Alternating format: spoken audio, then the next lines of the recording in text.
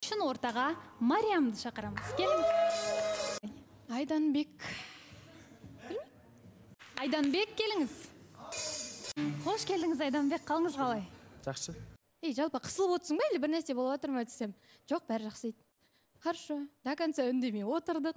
Эфирден шыққаннан кейін үміткеріңіз деймін? Жоқ, Айдан жоқ, былай. И номеріне звондасам, алмайды. Бүгін кездесе алмаймыз, жұмыстарым бар деді. Эфир жақта болсаң, мен барам, күт деді. Андай ғой, не әңгімеге тартуға, ештеңеге тырыспайды да. Мен бір сәл ашуға тырыспайсың ба, жалпы интерес бар ма сендердің? Сен өзіңді биік қойып тұрсың дейді да. Мен олай биік санап тұрған жоқ. Өзінше болатын болсам, мен саған да жазбайтын да, звондамайтын да едім ғой. Сен сотқа шықлап отырды енді, өзімен өзі біреумен сөйлесіп отыр енді. Біз әңгімеміз андай болып қалды, только контентпен шектеліп қалды да. Айданбек, үнсіз отырсыз, сіз тыңдап алайықшы. Қалай? Серьезный отношения болған емес та. Қыз жайлы. Қыздармен оншалық сөйлесіп көрген емеспін. Сөйлеуге онша жоқпын негізі. Алмат екеуі сөйлесіп отырған. Алмат Мариямның жүгін алып барып, ондай ешқандай бір сұрау, ешқандай болған жоқ. Үміткер болып келіп жатсың, сен маған риза болуың керек деп айтты. Тоқтасаң? Жоқ, тоқтасаң, сен шынын айттың. Кездесуде отырған жерде осылай айтты. Ол әңгіме қайдан басталды? Сіз наразылық танытып едіңіз, әлде неден басталды ол әңгіме? Неге? Жігітсің ғой, мен ашуға тырыспайсың ба жалпы дедім да. Сенде де маған деген бір интерес болу керек қой. Сен жігіт ретінде мені ашу керексің дедім. Биік қоятын болсам, мен саған даже кездесуге шықпайтын ем деп мен оған түсіндіріп айтқан болатынмын. Білуімше, түсініспестік болған араларыңызда. И өзінің жалпы әр есікті қағып жүрген жайлы айтқан. Негізі бір дүниелерді айтпай қалып отырған сияқтысыздар, өздеріңіз жасырып, сіз өздеріңізді айтады, бірақ неден басталды әңгіме түсініксіз. Реклама шығып кеткенде сен қалай боқтадың мені? Сен боқтадың ғой қазір мен шығып кеткенде. Құдайдан қорқсаң жала жаппай бұл жерде қатысушылар да вау деп қалды ғой. Демедім. Дәлелің бар ма? Балауса ханым боқтады, шынайы. Мен естімедім, ешкім естімепті, білмеймін тіпті. Алматыда әңгімесі айтылғаннан кейін кішкене мен артқа қарай шегіндім деп атты ғой. Бір тәкаппарлығын көрдім да, байқадым да негізі. Наоборот, саған үміткер келген үшін сен разы болу керексің Айданбекке. Өзіншілік кішкене жерге түссе айналайын. Бұны жақшадан бастағанша сразу жаман айтып кеттің да. Факты болған нәрсе ғой солай. Сен просто жігітті төмендетіп қана айттың ғой, Мариям, айналайын. Жамандығын айтады, потому что жаман нәрселер болған да. Айданбек, сен танысуға келдің ба или қызды қаралап осылай не істеп кетуге келдің? Қатысушысың, менің дәрежем сенен жоғары деген сияқты әңгімелерді не үшін айттың? Бір жақсылығы жоқ па сонда? Қаралап жатыр да қызды. Кішкене өзің полем жігіт жаман сезінеді ғой. Жігіттік просто сыйластық ретінде қолындағы заттарын алды да машинасына апарып берді. Сенің қолыңнан келмеген нәрсені Алматтың қолынан келіп тұр. Не дейсің?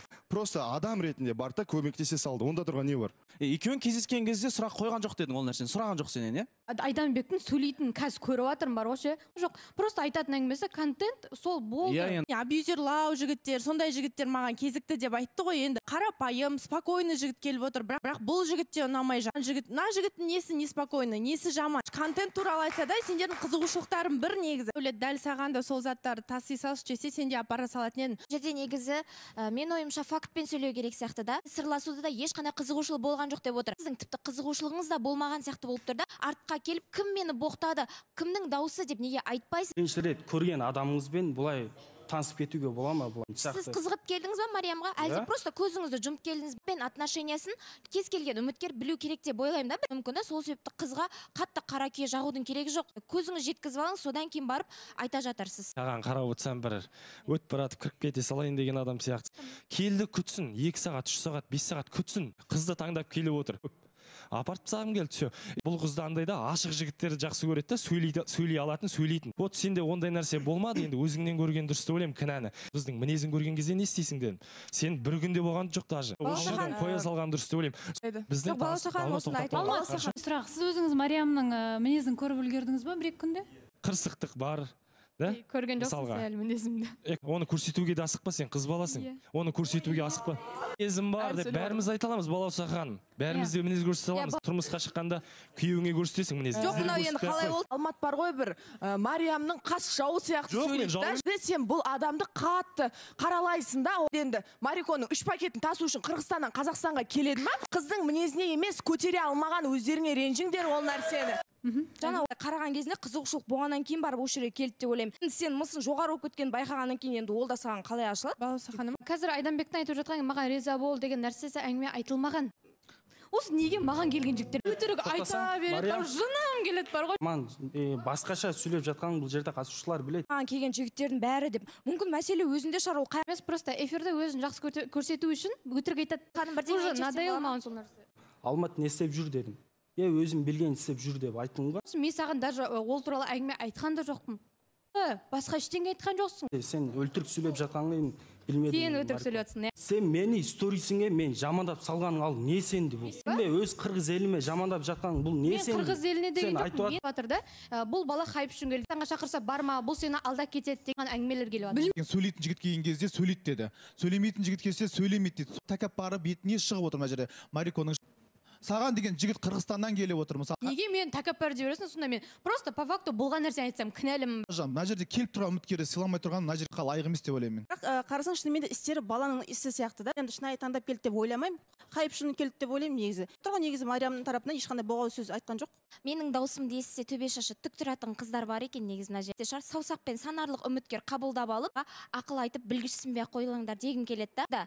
Көз жасың төгіліп қалатын білмейсің да сен де. Мен біреуді қорғап, біреуге жағымпазданып жасайтын емес. Так что сен өз орныңды біліп тыныш жүре бер. Өзін осы жерде енді көп жылаған қыздар сен екенін білем енді. Ситуация қарап айтып жатқан жоқсың сен әңгімені. Егер мен жақтайтын болсам, мен фактісіз жақтайтын едім да. Мен фактпен айтыппын. Және мен оның жақсы қыз, керемет қыз, тәрбиелі қыз деп отқан жоқпын.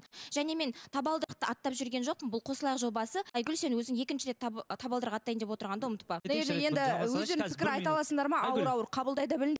Түсініспестіктен басқа бір әңгіме айтылды ма кездесуге барған кездерің? Мен сұрақ қоямын, иә жоқ дегеннен басқа жауап жоқ бұл адамда. Дұрыс әңгіме болған жоқ. Мен осынан бастап анан желаниям қашып кетті. Осынша келіп бұлмен кездескен келіп жатсам, не мал бағып жүр деп айтайын ба? Мен түсінбедім мен саған.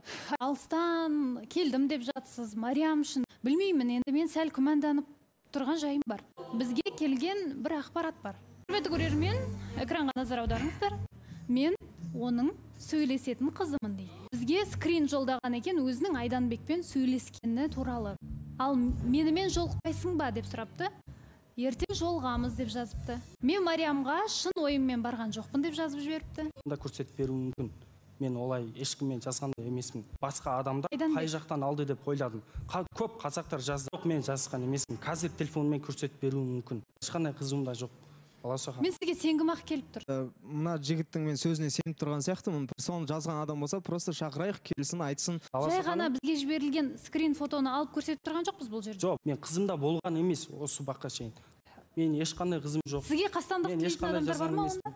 Қастандық тілейтін жандар болуы мүмкін. Авторға берген номерімді ешкім білмейтін еді. Өте көп қазақтар жазды маған.